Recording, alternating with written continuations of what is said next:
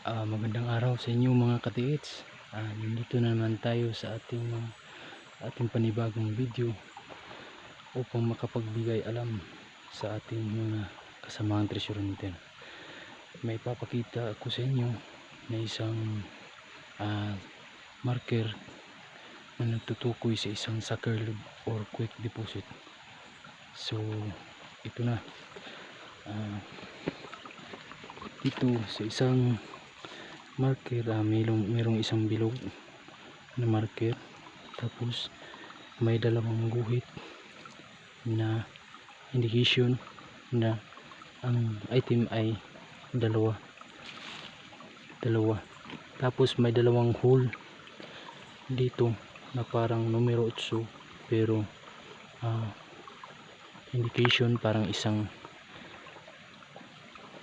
Buddha, ngunit hindi natin alam kung ano ang laman.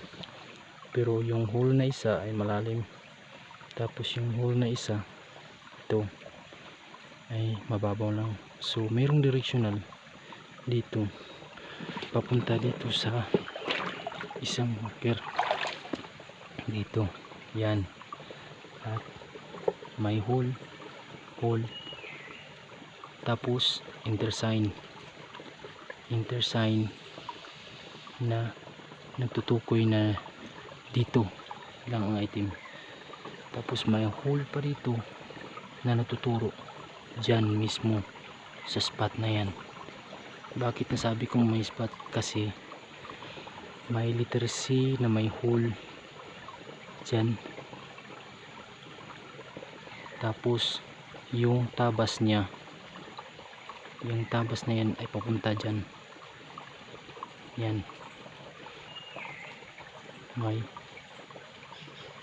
tabas papunta dyan sa sakirlo na yan. At napapakita. So ito na, ito ang target spot natin sa sakirlo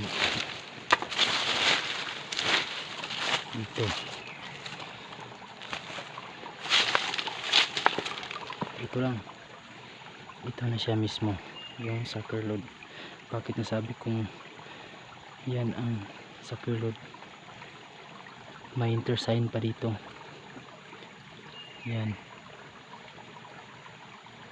dito lang, kukunin lang to, halatang dito siya inilagay, inipit lang siya. Man-made yung pagkagawa yan, man-made yan. Yan. So yan lang buddies, sana may natutunan kayo sa ating pag-explore. Sana kung may ganito sa inyong area na virgin pa, ay sure na makuha nyo yung hinahanap nyo. So yan lang, yan ang target spot natin. At yung marker niya, indication dito nagtuturo patungo dito sa kirlod na yan. So yan lang buddies, thank you. At don't forget to subscribe my channel upang ma-update kayo sa lahat ng i-upload kong video. Salamat at God bless sa inyong lahat.